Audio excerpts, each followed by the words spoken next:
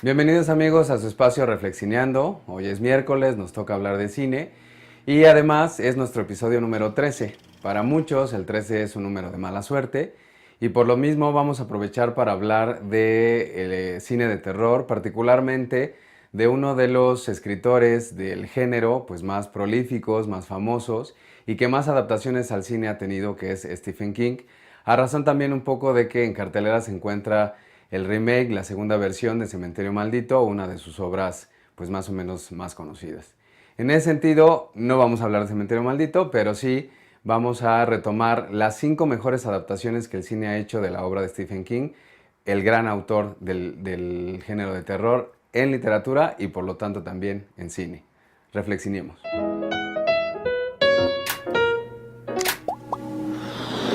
En el número 5 de nuestra lista se encuentra Miseria, una película de 1990 estelarizada por James Caan y Kathy Bates, quien por cierto pues se llevó el Oscar a Mejor Actriz por esta película. La película es dirigida por Rob Reiner y en ese sentido es la segunda adaptación que Reiner hace de una obra de Stephen King. En efecto, pues fue contratado y terminó dirigiendo la película y realmente es una película que le hace mucho honor a la novela. En ese sentido, Rob Reiner creo que respeta bastante el espíritu original de la novela, que habla acerca de un escritor que tiene un accidente que lo deja incapacitado en un lugar remoto de Estados Unidos y que es encontrado por una enfermera que lo cuida y que da la casualidad que es fan de la obra de este escritor, es fanática de ello. Entonces, ella está un poco triste, está desilusionada porque el escritor ha terminado una serie de obras, de novelas que están protagonizadas por un personaje llamado Misery y ella es fan de esa serie. Entonces, como él decidió ya terminar con esa novela, pues ella está un poco molesta y lo obliga prácticamente a seguir escribiendo sobre la historia. Aquí el asunto del terror se vuelve mucho más creciente a lo largo del relato porque los alcances que tiene la protagonista para obligar al escritor a terminar su obra son realmente tétricos, o sea, es una historia sobre todo de tortura psicológica y física que puede ponernos los pelos de punta de verdad. Kathy Bates, efectivamente, por eso ganó el Oscar, hace un muy buen trabajo como la antagonista del relato. Y James Caan, pues en ese sentido, se pone a sus pies, literal y metafóricamente, para que ella brille en todo su esplendor. Stephen King, de hecho, estuvo tan satisfecho con el resultado que hasta la fecha considera que es una de las mejores adaptaciones que han hecho pues, de su obra. Así que si no han visto Misery, no se la pierdan. En el lugar número 4 vamos a colocar otra vez una película de Rob Reiner que de hecho fue la razón por la que Stephen King aceptó vender los derechos de Miseria y se trata de Stand By Me, Cuenta Conmigo. Esta película está basada en un cuento corto de hecho de Stephen King que se llama The Body, El Cuerpo, y no es de terror, ¿no? Que aquí nos va a llamar la atención que algunos de los títulos que forman parte de nuestra lista no son de terror a pesar de que Stephen King es ubicado como un maestro del género. Cuenta Conmigo es la historia de 4 amigos adolescentes que están más o menos como en los 12 años de edad, que emprenden una aventura por los alrededores de su pueblo para encontrar el cuerpo de otro chico que desapareció días antes. Y todo esto los lleva a vivir una serie de experiencias que, como lo revela el protagonista a través de una narración en voz en off, pues representa quizá lo más memorable de su etapa infantil y adolescente. Es una película entrañable, de verdad, no solamente porque representa quizá las mejores virtudes del cine de los 80 en Hollywood, sino para cualquiera que quiera rememorar esos años de adolescencia y sobre todo lo que representa la amistad en esa época de la vida, de verdad es digna de seguirse.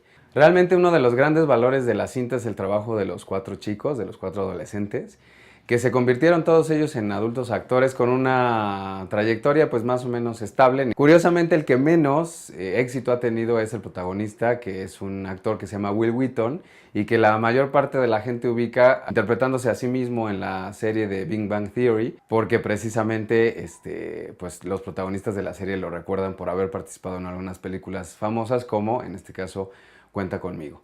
De verdad, si son personas que quieren recordar su adolescencia, quieren recordar lo que significa la verdadera amistad y de paso pues recordar un gran éxito de Benny King que es Stand By Me, pues no se pierdan tampoco esta gran adaptación de Rob Reiner sobre una obra de Stephen King llamada Cuenta Conmigo.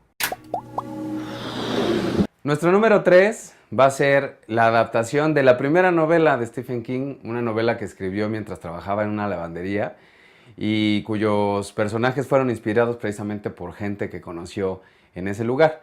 Se trata precisamente de Carrie, Extraño Presentimiento, una película de 1976 dirigida por Brian De Palma, que por supuesto también representa la primera adaptación de una novela de Stephen King. Carrie es un superclásico del terror, ¿no? De hecho, si no lo han visto, pues no saben de terror realmente todavía, porque es una película que se centra en una adolescente, pues muy tímida, muy callada, muy inocente, debido sobre todo a la sobreprotección que ha tenido de una madre que es excesivamente religiosa, ¿no? Es fanática de la religión, entonces no la ha dejado socializar, no le deja vivir fuera de la casa más que para ir a la escuela y regresar. Sin embargo, pues Carrie llega a la adolescencia y de hecho la primera secuencia de la película es cuando ella tiene su primera menstruación, pues se está convirtiendo en una mujer y esto ya empieza a desatar un conflicto mayor entre ella y la mamá porque ella empieza a sentirse pues atraída por los chicos, la invitan a un baile de graduación, etcétera, entonces eso provoca rencillas. Sin embargo, el conflicto central es que pues ella es la víctima de las buleadoras de la escuela, por una serie de malentendidos ahí, que la hacen preparar una venganza en contra de Carrie el día de la graduación. La secuencia de la graduación, no creo que estarles revelando algo pues que no sepan, pues es lo más importante de la película porque ella aprovecha que está descubriendo sus poderes de telequinesis para vengarse de lo que le hicieron el día de la noche de graduación. Simplemente esa secuencia, que estoy hablando de una secuencia, la del baile de graduación, esa secuencia quizá dura la tercera parte de la película, o sea, es un evento muy concreto de la historia, pero está manejado con tal maestría por Brian De Palma que te deja con la boca abierta, ¿no? Hay una combinación de cámara lenta, con pantalla dividida y una serie de recursos técnicos narrativos estupendos que hacen, quizá yo no estaría exagerando al decir que es una de las mejores secuencias de la historia del cine, de verdad está perfectamente bien construida. Es un ejemplo para cualquiera que quiera pues, emular algún tipo de efecto terrorífico similar, forzosamente tiene que ver Carrie. De hecho, es notable la labor de las dos actrices, tanto Piper Laurie, que interpreta a la mamá, como Sissy Spacek, que interpreta a Carrie. Tan es así que las dos obtuvieron una nominación al Oscar como actriz y actriz de reparto respectivamente, porque realmente su labor en la película es estupenda. Ahí les encargo que revisiten Carrie y si no la han visto, pues sobre todo ahí me cuentan después qué opinan del final, porque de hecho el final es diferente al de la novela y el mismo Stephen King ha dicho que es mejor el final de la película. Un final que te hace saltar de la butaca y sobre todo uno de los mejores finales dentro del cine de terror. En el segundo lugar vamos a colocar, por supuesto, a El Resplandor. Ya hablamos hace algunos videos de Stanley Kubrick y dijimos que pues, es uno de los grandes maestros del cine. Imaginen juntar a uno de los grandes del cine con uno de los grandes de las novelas del cine de terror, pues tenemos una estupenda película. Sin embargo, El Resplandor genera por ahí un poco de polémica, de entrada porque es la adaptación de una de sus obras que menos le gusta a Stephen King. ¿Por qué? Pues porque es la que menos se parece al libro. Y esto es un arma de dos filos porque podríamos decir desde la parte cinematográfica que es una gran película, de entrada porque es una película como muy propia, muy autoral, es decir, no trata de respetar el espíritu de la obra literaria original y crea una obra diferente. Digamos que en cuanto a la historia se refiere, solo el esqueleto del Resplandor es lo que está presente en la película. Y esto lo hace quizá mucho más una película de Stanley Kubrick que una película de Stephen King. Entonces, entendemos muy bien que Stephen King se haya molestado porque la obra no se parece, la película no se parece a la novela, pero de verdad, de todas maneras, la película es igual de buena que la obra, aunque son dos concepciones, dos posturas muy diferentes sobre el mismo asunto. Sobre todo creo que como buena película de Stanley Kubrick, pues la parte visual es la que de entrada te apantalla, te deja boquiabierto, porque hace gala del manejo de los planosecuencias y del Steadicam muy muy acertado. Parece que la cámara deambula, como que flota dentro de los pasillos del hotel y eso le da una presencia visual bastante particular. En ese sentido, precisamente volviendo a lo anterior, pues Stephen King decía que El Resplandor, la película, era como un carro último modelo con mucha carrocería, pero sin motor, ¿no? Como que le faltaba ahí un poquito a la historia.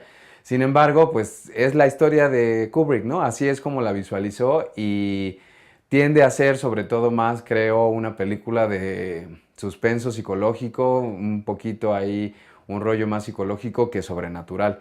Y eso quizá fue lo que no le encantó a Stephen King. Sin embargo, es una de las grandes obras del cine, no solamente de terror o de horror, sino del cine en general, porque la maestría de Kubrick es innegable y se ve en cada uno de los planos de la película. Así que, por supuesto, esa es para no perderse.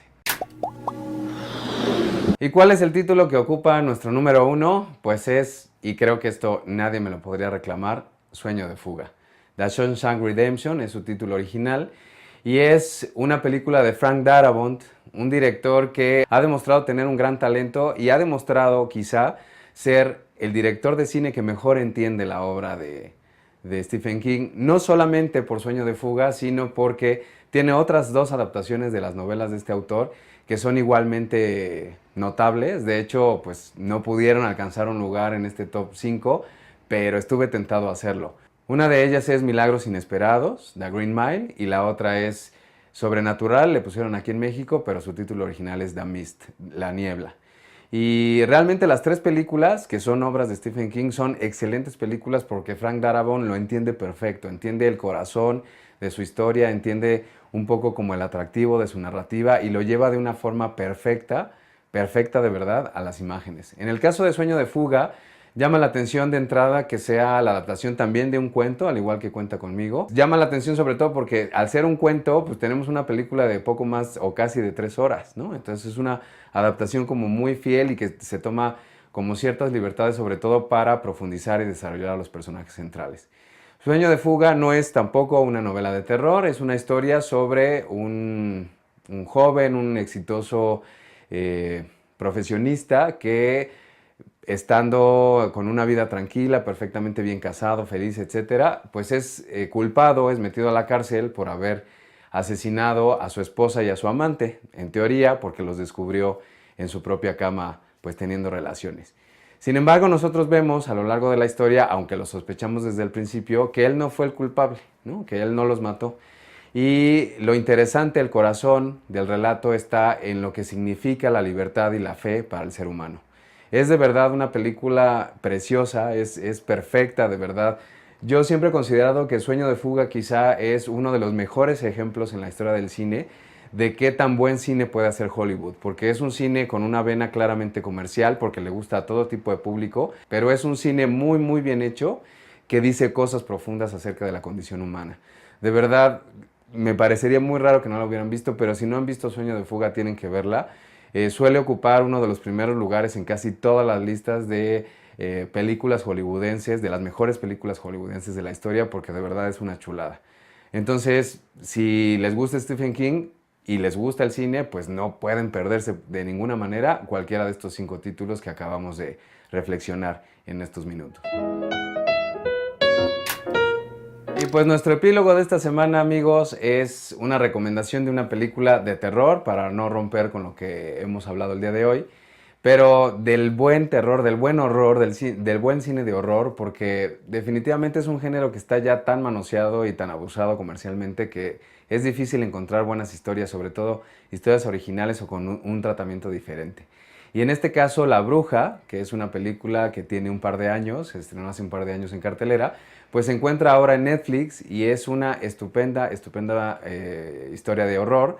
De entrada porque evita cualquier tipo de efectismo barato, ¿no? O sea, no busca satisfacer el truco fácil, el susto facilón, optando mejor por la sutileza y la sugerencia de muchas cosas que crean una atmósfera bastante envolvente en el espectador. La Bruja se centra en la historia de una familia del principios del siglo XVII en Nueva Inglaterra, que es expulsada de un pueblo por tener una visión de la religión digamos, poco ortodoxa. Deciden irse a vivir a una casona, a una granja, alejada de toda civilización, que juega mucho con la sutileza, con la sugerencia, porque realmente en toda la película casi no vemos nada, ¿no? De entrada es una película súper oscura, o sea, técnicamente es muy oscura porque pues se está recreando una época en donde no había luz eléctrica y que están totalmente apartados de la civilización, entonces casi toda la película es en penumbras, considerando que la mayor parte de ella se lleva a cabo en la noche.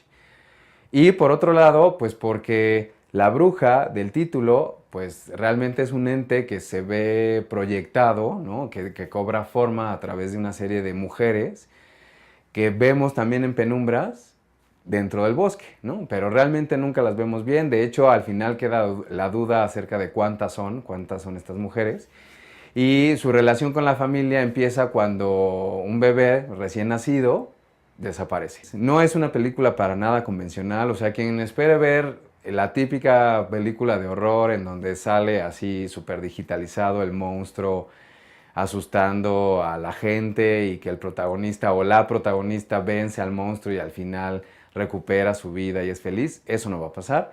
No tiene un final feliz, es un tratamiento muy poco usual, hay un elemento ahí terrorífico central en el clímax que aún así no se ve, ¿no? O sea, solo se oye. Entonces todo esto le hace honor a una película que trata de recuperar un poquito el prestigio que ha perdido el cine de terror precisamente por quererlo hacer demasiado comercial, ¿no? Demasiado accesible a la mayor cantidad de público. Entonces, si ustedes son afectos al cine de horror, al buen cine de horror, que no es el tradicional, o sea, que no están buscando el susto fácil, esta puede ser su película. Si no es así, definitivamente no les va a gustar porque puede sentirse incluso muy lenta, porque nunca se ve nada, porque realmente nunca pasa nada explícito, digamos, pero para mí ese es el mejor cine de horror, el que te sugiere, el que te hace sugestionarte, el que te hace imaginar lo que no está en cuadro o lo que no se alcanza a ver por la penumbra. No se la pierdan en Netflix, amigos. Está ahí disponible para su visionado y cuéntenos qué les pareció. No olviden visitarnos en nuestras redes sociales, amigos. Ese espacio es para ustedes. Incluso si quieren sugerirnos algunos temas que tratemos en nuestros videos, encantados. Quizá no les respondamos inmediatamente, pero leemos todos sus comentarios. Nos vemos la próxima semana en otro video de Reflexineando y gracias por su atención como siempre. Hasta la próxima.